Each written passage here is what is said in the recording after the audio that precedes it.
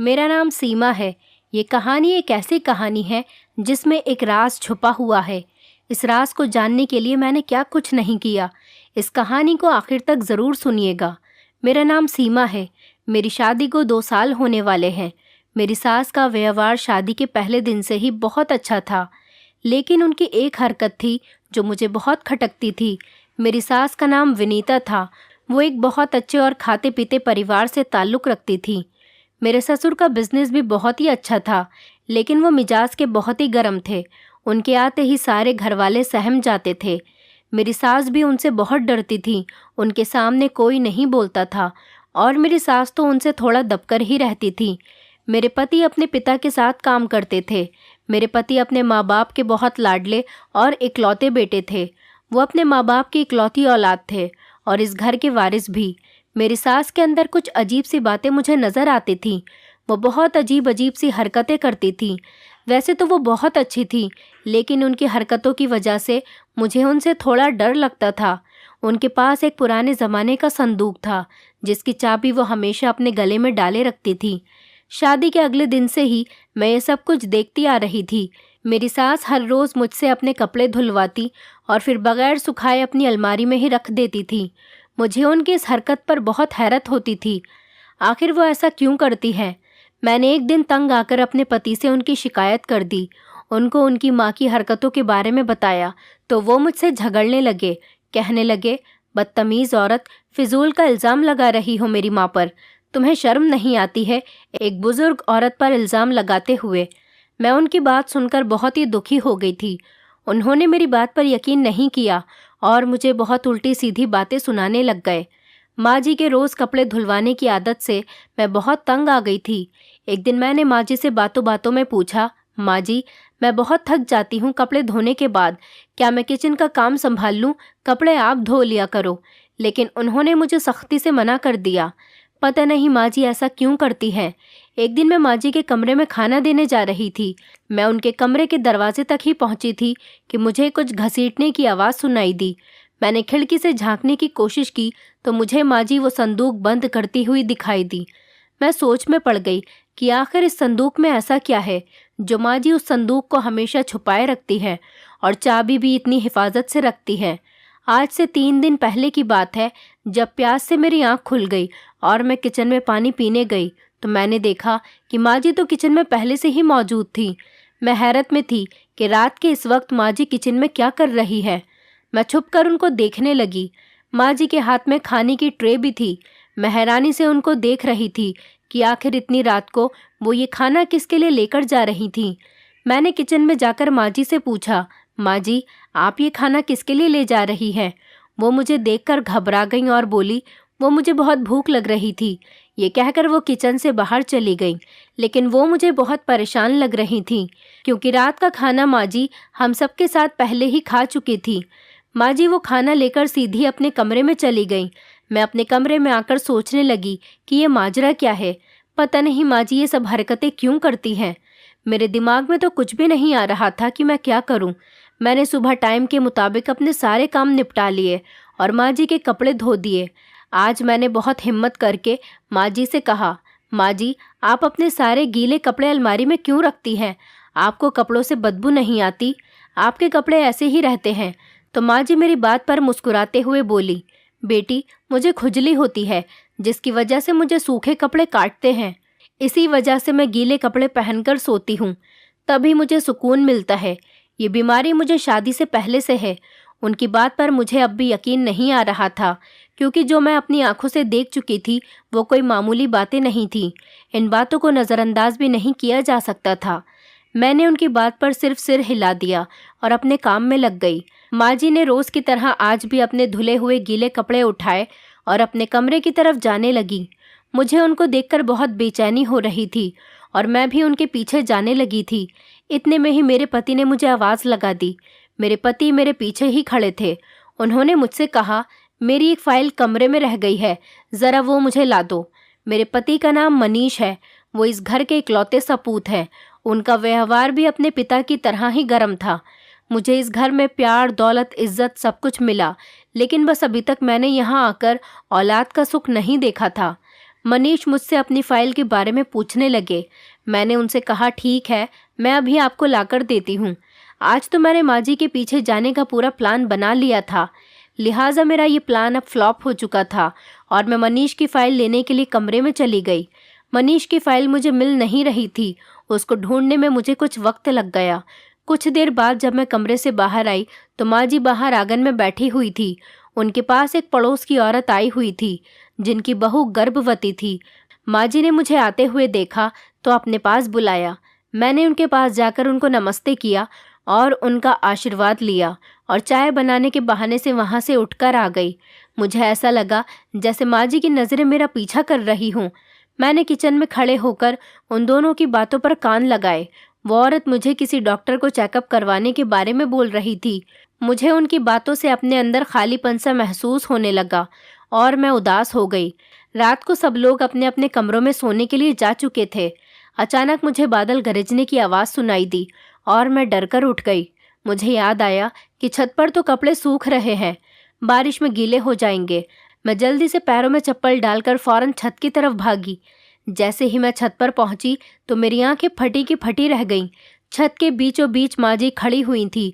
वो भी शायद छत पर किसी काम से आई होंगी, लेकिन ये क्या, उन्होंने वही सूट पहन रखा था जो मैंने धोकर डाला था। माँ जी मेरे पैरों की आहट सुनकर फौरन ही घबराकर पीछे मुड़ी।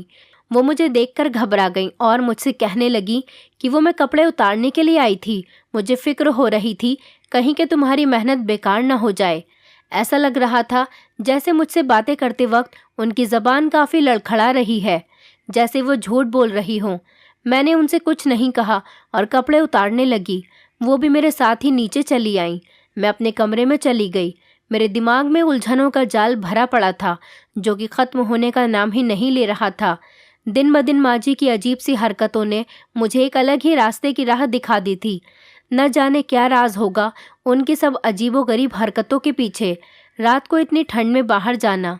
मैं अपनी सोचों में इस कदर खोई हुई थी कि मुझे पता ही नहीं चला कि कब मेरी आंख लग गई।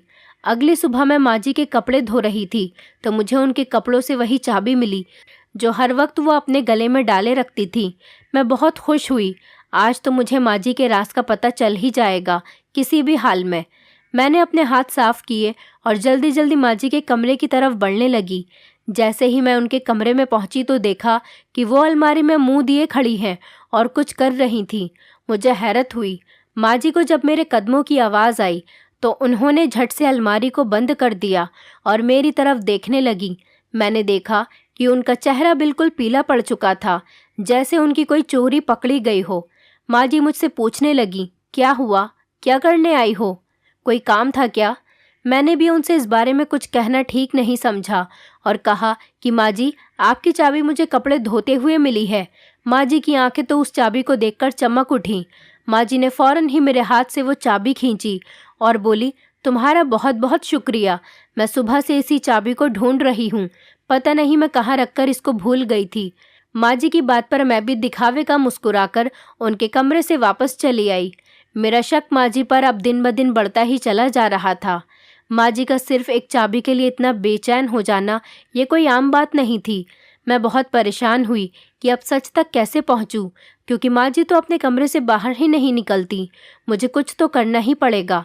मैंने सोचा कि मुझे मनीष से बात करनी चाहिए। रात को जब मनीष घर पर आए तो मैंने उनसे कहा, मनीष, क्यों ना इस बार माँ जी और पिताजी को कहीं घूमने भेज दिया जाए। आखिर वो भी इंसान हैं। वो लोग घर से कभी शहर से बाहर कहीं नहीं जाते। उनका भी मन करता होगा बाहर घूमने का। दिमाग थोड़ा फ्रेश हो जाएगा दोनों का। अगर दोनों बाहर चले जाएंगे तो माँ जी और पिताजी दोनों ही बिजी रहते हैं। थोड़ा बाहर घूमेंगे तो अपने आप को फ्रेश फील करेंगे। हम लोग उनके लिए कहीं जाने का प्लान बनाते हैं। मेरी बात सुनकर मनीष सोच में पड़ गए और कहने लगे, वो सब तो ठीक है, लेकिन तुम्हें पता है ना कि पिताजी का मिजाज कैसा है। उनको कहीं बाहर घूमने जाना पसंद नहीं है। वो सिर्फ अपने कामों में ही बिजी रहते हैं। इन चीज़ों में उनको ज़्यादा इंटरेस्ट नहीं है, लेकिन फिर भी मैं बात कर कर देखूंगा। मनीष ने अपने पिताजी से बात की, लेकिन उन्होंने तो इस बात पर मना ही कर दिया और मुझे अपना प्लान फ्लॉप होता हुआ दिखाई दे रहा था। मेरी कोशिश बेकार गई। कुछ दिनों बाद ही सभी घर वालों को उनके किसी करीबी रिश्तेदार के यहाँ शादी में जाना पड़ गया। पिताजी और मनीष सुबह सवेरे ही जा चुके थे। मैं अपनी बीमारी का बहाना बनाकर शादी में नहीं गई। मैं घर में बिल्कुल अकेली थी। मेरे पास इससे अच्छा कोई मौका नहीं था। मैंने जल्दी से बाहर के दरवाजे को अंदर से बंद किया और माँ जी के कमरे में आ गई। माँ जी का कमरा घर के सारे कमरों से बड़ा था। मैं उनके कमरे में चारों तरफ नज़रें घुमा रही थी और सोचने लगी कि कैसे सच तक पहुंचा जाए। एक एक चीज़ को मैंने अच्छे से चेक किया। शायद माँ जी किसी चीज़ में चाबी रख कर गई हों। मैंने पूरा कमरा छान मारा, लेकिन मुझे कुछ भी नहीं मिला। ऐसी कोई चीज़ मेरे हाथ नहीं लगी जो माँ जी के राज तक मुझे पहुंचा सके। मैं मायूस होती हुई बाहर जाने लगी। तभी अचानक मेरी नज़र माँ जी की अलमारी पर पड़ी।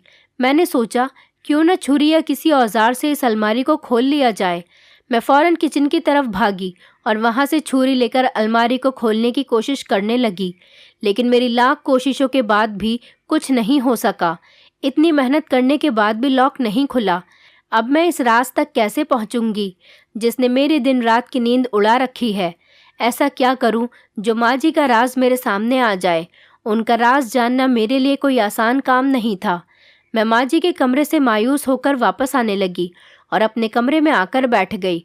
मेरा सर दर्द से फटा जा रहा था। सारी कड़ियाँ किसी बड़ी बात की तरफ इशारा करती नजर आ रही थीं। आखिर कोई क्यों गले में चाबी डालकर घूमेगा। आखिर ऐसा भी क्या है जो बहुत कीमती है और माँ जी उसको सबकी नज़रों से बचाना चाहती हैं। मैं तो सोच सोच कर थक चुकी थी, लेकिन अचानक ही मेरे दिमाग में एक आइडिया आया। क्यों ना मैं रात को माँ जी के कमरे में छुप जाऊं और सब कुछ अपनी आंखों से ही देख लूं कि वो आखिर करती क्या है, उनके गीले कपड़ों का क्या राज है। मैंने अपने दिल में ठान ली थी कि अब सबके सामने सच लाकर ही रहूंगी। मैं अपने कमरे में आराम कर रही थी जब माँ जी बहुत ही गुस्से के साथ मेरे कमरे में घुसी चली आईं और गुस्से से मुझसे कहने लगी, तुमने मेरे कमरे की तलाशी ली है? बदतमीज़ लड़की, तुम्हारी हिम्मत कैसे हुई? आखिर क्या लेने गई थी तुम वहाँ से? किसकी इजाज़त से मेरे कमरे में गई थी तुम? माँ जी तो गुस्से में लाल पीली हो रही थी, मुझ पर बहुत बरस रही थी। मैं ध्यान से उनके गुस्से भरे चेहरे को देख रही थी। उनको कैसे पता चला कि मैं उनके कमरे में गई थी? वो भी शायद मेरी सोच पड़ चुकी थी। तभी वो चाकू उन्होंने मेरे हाथ में रख दिया और कहने लगी, अपने काले करतूत तुम वहीं छोड़ कर आ गई थी। आने दो, आज तुम्हारे पति को बताती हूँ तुम्हारी हरकतें, कि कैसे उसकी पत्नी ने मेरा जीना दुश्वार कर रखा है। माँ जी की बात सुनकर मैं बहुत परेशान हो गई थी, क्योंकि अगर मनीष को पता चल जाता तो ना जाने वो क्या करते। मैंने माँ जी के आगे हाथ जोड़े। माँ जी, मुझे माफ़ कर दीजिए, आगे से ऐसा कुछ भी नहीं करूँगी। माँ जी गुस्से में मेरे कमरे से बाहर चली गईं। मैं रोते रोते ईश्वर से प्रार्थना करने लगी कि माँ जी मनीष को कुछ भी न बताएं। लेकिन शुक्र था कि माँ जी ने मनीष को कुछ नहीं बताया था। उस दिन के बाद से ही माँ जी की नज़रें हर वक्त मुझ पर टिकी रहती थी। मैं अब सब कुछ छोड़कर उनका ख्याल रखने लगी थी। इन दिनों बिजनेस के सिलसिले में पिताजी और मेरे पति को कुछ दिन के लिए शहर से बाहर जाना पड़ा। अब घर में सिर्फ मैं और मेरी सास अकेले ही रहते थे। मेरी सास मुझे दिन भर काम में बिजी रखती थी। इन दिनों मैं इस बात को बिल्कुल भूल चुकी थी कि मुझे किसी राज का पता लगाना है।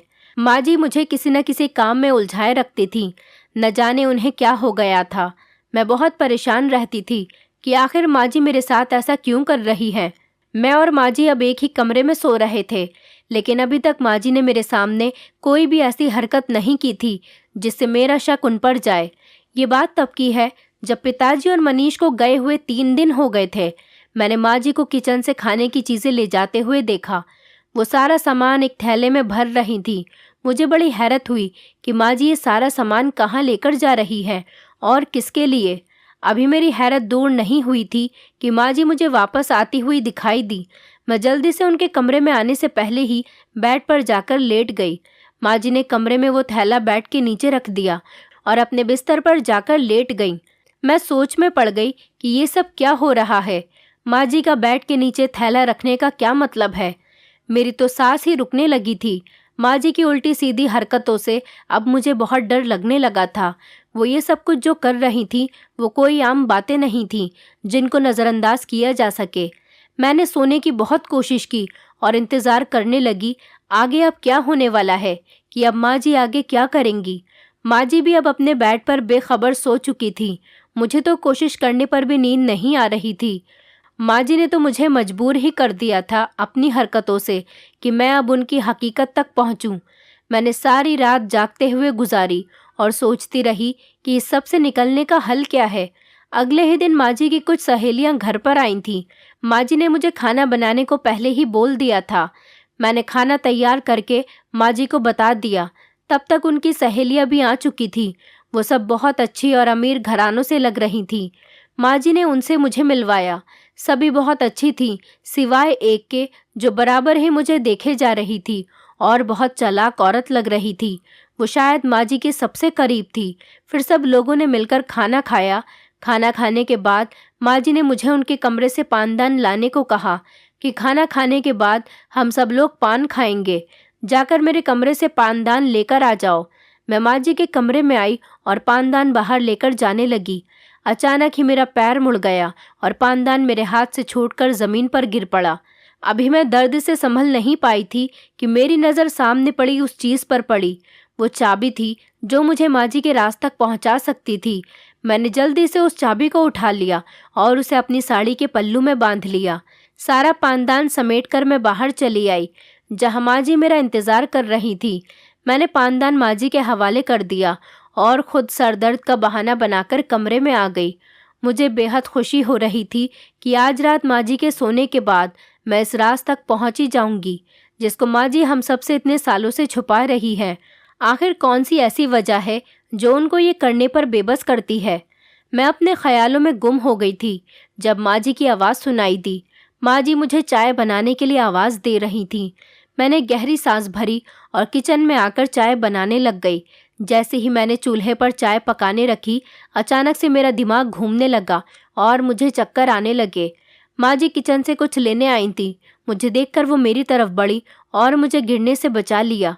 माँ जी ने मुझे जल्दी से बेड पर ले जाकर लिटाया और डॉक्टर को बुलवाया। जो खबर डॉक्टर ने सुनाई थी उसको सुनकर मेरी तबीयत तो बिल्कुल ठीक हो गई थी। दिल में जैसे खुशियों की नई लहर जाग उठी थी। मैंने ईश्वर का शुक्रिया अदा किया जिसने मेरी जिंदगी का सबसे बड़ा दुख सुख में बदल दिया। माँ जी तो मेरी नज़र उतारने में लग गईं। माँ जी ने मेरा बहुत ख्याल रखना शुरू कर दिया। आखिर वो भी तो दादी बनने जा रही थी। मैं माँ बनने वाली थी। अगले ही दिन माँ जी मेरे पास आई, एक गीली कमीज़ लेकर, जो कि बहुत ही गीली हो रही थी। उसे देखते ही मुझे अजीब महसूस हो रहा था। माँ जी ने मुझे वो कमीज़ पहनने को कहा। माँ जी की बात पर मुझे बहुत हैरत हुई और मैंने उनसे कहा, आप मुझे ये कमीज़ क्यों पहना रही हो, वो भी इस कदर गंदी और गीली। मैंने तो उस कमीज़ को पहनने से इनकार कर दिया कि मैं इसको नहीं पहनूंगी। तो माँ जी बोली, जब मैं गर्भवती थी तब मैंने भी यही पहनी थी, क्योंकि तुम्हारे ससुर को बेटा चाहिए था और यही इस घर की रीत है। चाहे कुछ भी हो जाए, पहली औलाद लड़का ही होगा और तुम्हारे ससुर ने पहले ही सख्ती से कहा है कि उनको पहला वारिस अपने ख़ानदान का नाम चलाने वाला ही चाहिए, वरना अपने घर बैठने को तैयार रहना। मेरे बेटे के लिए लड़कियों की कोई कमी नहीं है। माँ जी की बातें सुनकर तो मुझे धक्का सा लग गया। पिताजी आखिर इतनी कड़वी बातें कैसे कर सकते हैं? वारिस पर इस कदर घमंड। मैं रोने लगी तो माँ जी ने मुझे चुप कराया और कहा, ये कमीज़ पहन लो, और वहाँ से चली गई। मैं अजीब नज़रों से अपने पास पड़ी हुई उस फटी पुरानी कमीज़ को देख रही थी, जो काफ़ी बुरी हालत में थी। मैंने सोच लिया था कि किसी भी कीमत पर मैं इस कमीज़ को नहीं पहनूंगी। मैं माँ जी के कमरे के बजाय आज अपने कमरे में थी। जब मुझे कुछ खटकने की आवाज़ आई, मैं डर गई। मेरी और माँ जी के अलावा कौन हो सकता है इस वक्त? मैं हिम्मत करके उठी और बाहर की तरफ जाने लगी। आज फिर वैसे ही रोज़ की तरह माँ जी अपने कमरे की तरफ खाना लेकर जा रही थी। मुझे समझ नहीं आ रहा था कि मैं क्या करूं। मैं भी छोटे छोटे कदम उठाती हुई धीरे धीरे उनके पीछे चली आई। माँ जी अपने कमरे में आई और खाना टेबल पर रख दिया। मैं छुप गई थी। माँ जी कमरे में चारों तरफ इधर उधर देखने लगी और बेड के नीचे रखे संदूक को निकाला और उसे खोलने लगी। जैसे ही माँ जी ने वो संदूक खोला तो मेरे पैरों तले ज़मीन ही निकल गई। उस संदूक में मौजूद चीज़ों को देखकर मैं हैरत में हो गई। पूरे संदूक में तरह तरह के खिलौने और कपड़े थे। माँ जी ने उसमें से एक खिलौना निकाला और संदूक को वापस ताला लगा दिया। मैं बड़ी हैरानी से ये सब कुछ देख रही थी। उसके बाद माँ जी चलती हुई अलमारी के पास आई और उस अलमारी को खोला। जैसे ही माँ जी ने अलमारी के दरवाजे को खोला, मेरी तो रूह ही कांप गई थी। माँ जी ने अलमारी के दरवाजे को साइड पर खिसकाया, जहाँ एक खुफिया रास्ता दिखाई दे रहा था। ये सब देखकर तो मुझे बहुत डर लग रहा था। माँ जी उस रास्ते से चली गईं। मैंने भी डरते डरते उनकी तरफ कदम बढ़ाए और चुपके चुपके उनका पीछा करने लगी। मेरा शरीर तो बुरी तरह से काँप रहा था। मेरे हाथ पाँव ठंडे पड़ने लगे थे। माँ जी उस रास्ते से गुजरकर एक छोटे से कमरे की तरफ चली आईं। मैं एक दीवार के पीछे खड़े होकर छुपकर उनको देखने लगी। अब जो मैं देख रही थी उसको देखकर तो मेरी आंखें फटी की फटी रह गई थी और मैं एक मूरत बनकर ये सब कुछ देख रही थी, जहाँ पर माँ जी एक 15 साल की बच्ची को खाना खिला रही थी। मेरे तो होश ही उड़ गए थे। वो बच्ची बहुत ही अजीब सी लग रही थी। मैं इससे पहले गिर पड़ती, मैंने खुद को संभालने की कोशिश की। माँ जी मेरी आहट सुनकर फौरन ही पीछे मुड़ी। वो मुझे देखने लगी और मुझे देखते ही उनका रंग फीका पड़ गया था, जैसे उनके होश ही उड़ गए हों। उनको भी कुछ समझ में नहीं आ रहा था कि वो मुझसे क्या कहें। वो मुझे देखकर बहुत घबरा गईं, लेकिन वो ये सब ज़रूर समझ गई थी कि मैंने उनकी हकीकत का पता लगा लिया है। अब मैं सब कुछ जान चुकी थी। माँ जी ने खुद को संभाला और मेरे सामने आकर खड़ी हो गई। मुझे माँ जी पर बहुत गुस्सा आ रहा था। ये सब वो क्या खेल रचा रही थी। मैंने छूटते ही उनसे ये सवाल किया, कौन है ये बच्ची और इस तरह आपने इसे यहाँ पर छुपाकर क्यों रखा है? माँ जी चुप खड़ी हुई थी। मैंने उनसे दोबारा सवाल किया, बोलिए माँ जी, आप चुप क्यों खड़ी हैं? ये बच्ची कौन है और यहाँ पर क्या कर रही है? अब आप मुझे सब कुछ बता दीजिए, वरना मैं ये आपकी सारी सच्चाई पिताजी को फ़ोन करके बता दूंगी और उनको यहाँ पर अभी इसी वक्त बुला लूंगी। मेरी बात सुनकर माँ जी रोने लगी। आखिर मेरी धमकी उन पर काम आ गई थी और माँ जी ने मुझे सारी कहानी सुनाई। कहने लगी, जब मेरी शादी हुई थी हम बहुत गरीब थे और तुम्हारे ससुर जी वो तो बहुत ही गर्म मिजाज के हैं। मनीष के पिताजी के व्यवहार को तो तुम जानती ही हो। वो हमेशा से ही अपनी मर्जी के मालिक रहे हैं। वो मुझ पर बहुत जुल्म किया करते थे। शादी के बाद से उन्होंने मुझे कभी कोई सुख नहीं दिया। शादी के दूसरे महीने उन्होंने और उनके घर वालों ने बच्चों की रट लगा ली थी। उन्हें लड़की के नाम से नफरत थी। उनका तो यही कहना था कि बस हमें लड़का ही चाहिए जो इस घर का वारिस बन सके। मनीष के पिताजी मुझे दिन रात बांझ होने के ताने दिया करते थे। मैं बहुत परेशान रहने लगी थी इन सब बातों की वजह से। मैंने डॉक्टर के भी काफ़ी इलाज किया, लेकिन कोई सफलता मुझे नहीं मिली। फिर मेरी सास मुझे एक पंडित के पास ले गई। उन्होंने मुझे उस मंदिर पर 15 दिन लगातार आने को कहा कि यहाँ आकर गरीबों को खाना दान किया करो। मैं रोज़ वहाँ जाती थी। एक दिन मैं वहाँ से वापस आ रही थी, तभी मुझे एक बच्चे के रोने की आवाज़ आने लगी। मैंने चारों तरफ देखा कि ये आवाज़ कहाँ से आ रही है। जैसे ही मेरी नज़र सड़क के किनारे पड़ी हुई इस बच्ची पर पड़ी, मैंने इस बच्ची को अपनी गोद में उठा लिया। ये बच्ची एक सफ़ेद कपड़ों में लिपटी हुई वहाँ पर पड़ी हुई थी। इसको देखकर तो मेरा दिल कांप उठा था। आखिर कौन ऐसा बदनसीब था जो इस बच्ची को इस तरह से यहाँ छोड़कर चला गया था। मैंने इस बच्ची को लिया और घर पर आ गई। शायद ईश्वर की तरफ से ये बच्ची मेरे लिए एक तोहफा थी, मेरी प्रार्थना का। मैंने इसे सबसे छुपा कर रखा। ये बच्ची एक चमत्कार करती है। मेरे जिस चीज़ को भी ये छूती है उसी चीज़ में इजाफा हो जाता है। ये मेरी आजमाई हुई बात है। जब जब ये बच्ची मेरे गीले कपड़ों को छूती है तो मेरे घर की दौलत बढ़ जाती है। इस लड़की का दिमागी संतुलन खराब है। मैं इसे छुपा कर रखती थी। अगर मैं कभी मनीष के पिताजी के सामने बेटी का जिक्र भी किया कर देती थी तो गुस्से से कहते थे कि बेटियां तो सिर्फ नाक ही कटवाने के लिए होती हैं। मुझे नहीं चाहिए बेटी। अगर तुम्हें लड़की हुई तो मैं खुद उसे अपने हाथों से मार दूंगा। मुझे तो सिर्फ लड़का ही चाहिए जो मेरी तरह हो, एक मर्द जो मजबूत और ताकतवर भी हो। मुझे उनकी सोच पर बेहद अफसोस होता था, लेकिन मैं बेबस कर ही क्या सकती थी। लेकिन जैसे जैसे ये बच्ची बड़ी होती चली गई, मेरे दिन बदलने लगे। कारोबार में इजाफा होने लगा।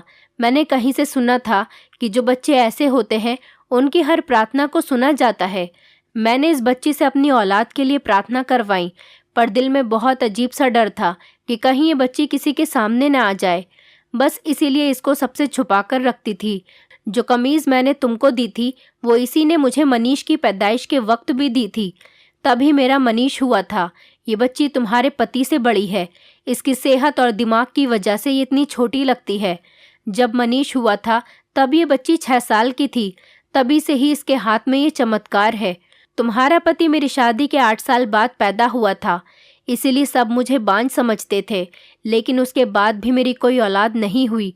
मैंने इस बच्ची को अपनी औलाद की तरह पाला है और सबसे छुपाकर इसकी परवरिश की। ये बच्ची बोल नहीं सकती, लेकिन सिर्फ सुन सकती है और इसका दिमाग अभी भी बच्चों वाला ही है।